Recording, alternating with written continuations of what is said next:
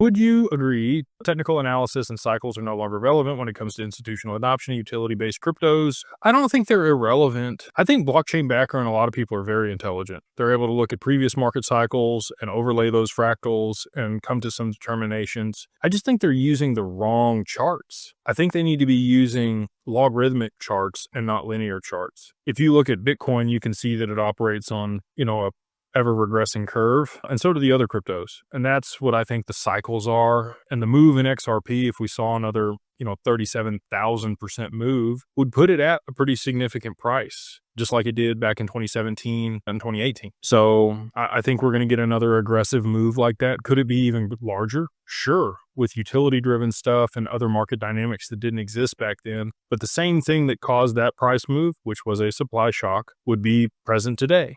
It would just be at a greater magnitude or larger amount than what it was back then. The reason that the price moved back in 2017 was Ripple locked up half of the supply. They created the escrow. And so that's when we saw the price start to move and a lot of the price appreciation, and then FOMO ensued and retail drove it up to $3.84 because there wasn't as much XRP on the market back then. And Southeast Asia loves XRP. So I wouldn't say that they're not relevant. I just think they're using the wrong charts. And I don't think they're anticipating the same scale of logarithmic move that we saw back then, because over time, Bitcoin's been protracted. Again, like the returns or regression to the mean has been greater and greater. And that's come with more Bitcoin being on the market. It's less volatile, literally, than it was early on as a percentage move when you look at it. And that's what the logarithmic scale is. It's a percentage move versus, a numeric movement. So I don't think that it's useless, and I don't think that it's going to stop operating on cycles. I do think that there are other market dynamics that will exacerbate some things this go around versus previous ones. But I do think TA could be relevant,